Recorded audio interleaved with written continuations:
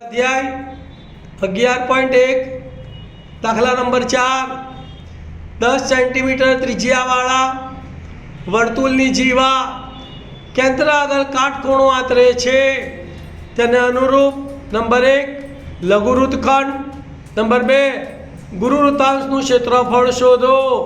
પાઈ બરાબર 3.14 લો. ધ્યાન આપજો ભાઈ, બે દાખલા છે અહીં આપણી પાસે. એક લઘુવૃત્તખંડનું ક્ષેત્રફળ શોધવાનું છે અને બીજું ગુરુવૃત્તાંશનું. ધ્યાન આપજો.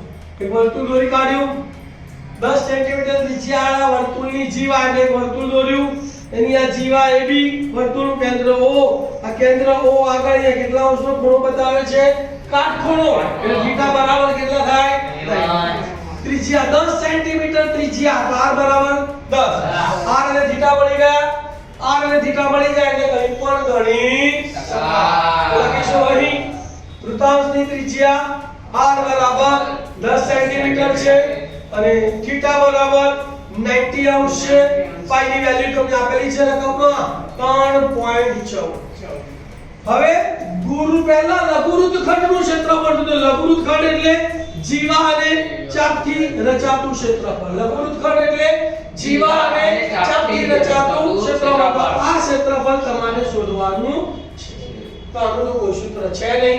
તમે તમને શીખવાડેલું કે ભાઈ આ લઘુવૃત્તાંશના ક્ષેત્રફળમાંથી આ ત્રિકોણ OAB નું ક્ષેત્રફળ જો આપણે બાદ કરી દઈએ તો આપણને આ લઘુવૃત્તખંડનું ક્ષેત્રફળ મળી જાય. તો શું સૂત્ર લખીશું બોલો?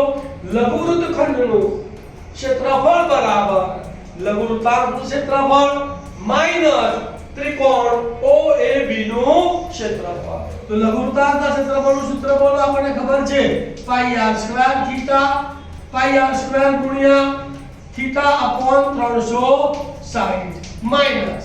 તો તમને શીખવાડ્યું કે જ્યારે થીટા 90 હોય ત્યારે ત્રિકોણ OAB નું ક્ષેત્રફળ શું થાય?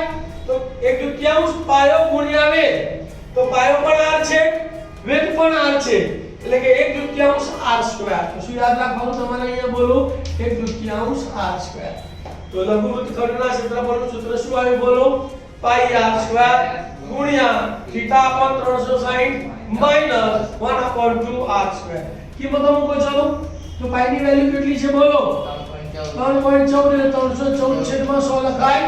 દશાંશ ચિહ્ન દૂર કરીએ એટલે પછી ગુણ્યા r સ્ક્વેર. r કેટલો છે? 10. તો કેટલી વાર લેવાનો? બે વાર.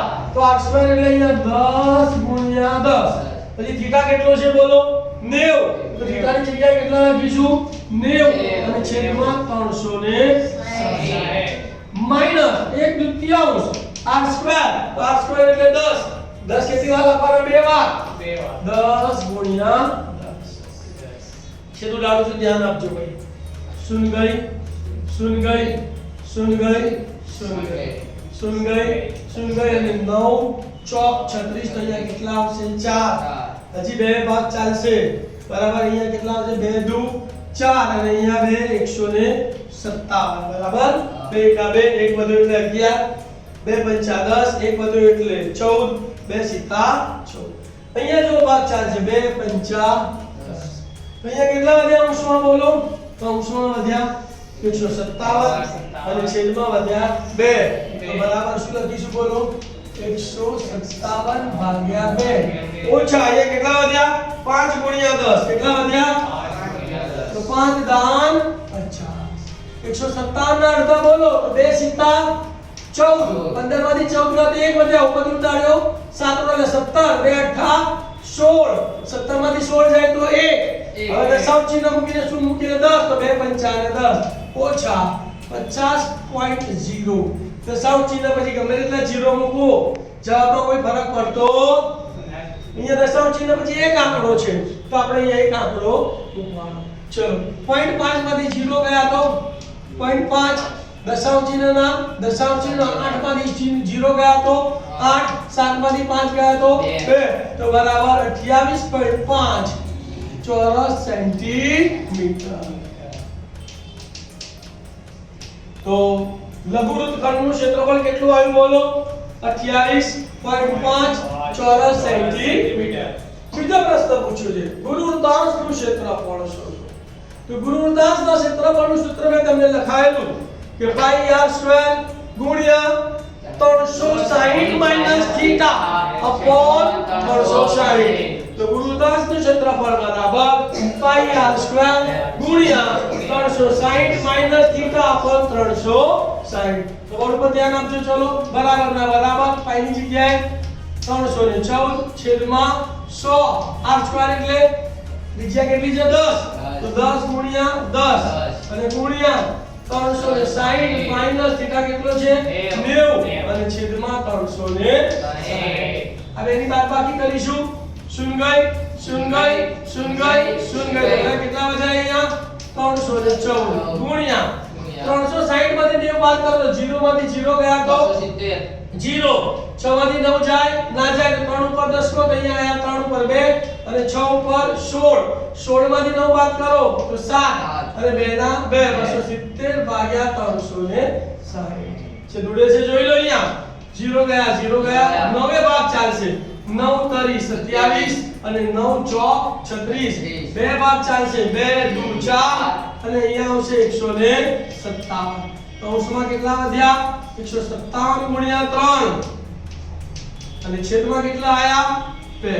157 ગુણ્યા 3 કરીએ 3 સીતા 21 21 નો એકડો વધી પડી 2 3 પંચા 15 15 ને 2 17 17 નો સાતડો વધી પડી 1 3 એકા 3 અને 4 તો 471 ભાગ્યા 2. તો 2 વડે ભાગી નાખીએ. ધ્યાન આપો તો 2 દુ 4 2 દુ 4 અને 2 માંથી 4 માંથી 4 એટલે 0 હવે ઉપરથી કરો સાતડો 2 તરી 6 7 માંથી 6 ગયા 1 વધ્યો એટલે 11 તો 2 પંચા 10 1 વધ્યો દશાંશ ચિહ્ન 0 તરીનો 10 2 પંચા 10 તો કેટલો જવાબ આવ્યો 235.5 ચોરસ સેન્ટીમીટર નો સ્ક્વેર. તો જુઓ લઘુવૃત્તખંડનું ક્ષેત્રફળ કેટલું આવ્યું 28.5 ચોરસ સેન્ટીમીટર અને ગુરુવૃત્તાંશનું ક્ષેત્રફળ કેટલું આવ્યું 235.5 સેન્ટીમીટર. આ બંને સૂત્રો યાદ રાખવાના. બોલો લઘુવૃત્તખંડનું ક્ષેત્રફળ લઘુવૃત્તાંશનું ક્ષેત્રફળ માઈનસ ત્રિકોણોઈડીનું ક્ષેત્રફળ. ત્રિકોણોઈડી કાટકોણ ત્રિકોણ છે θ 90 છે તેનું ક્ષેત્રફળ શું આવે 1/2 r સ્ક્વેર. આ યાદ રાખવાનું. અને ગુરુવૃત્તાંશના ક્ષેત્રફળનું સૂત્ર શું યાદ રાખવાનું બોલો તો બરાબર પાઈ r સ્ક્વેર ગુણ્યા 360 માઈનસ θ અપોન 360.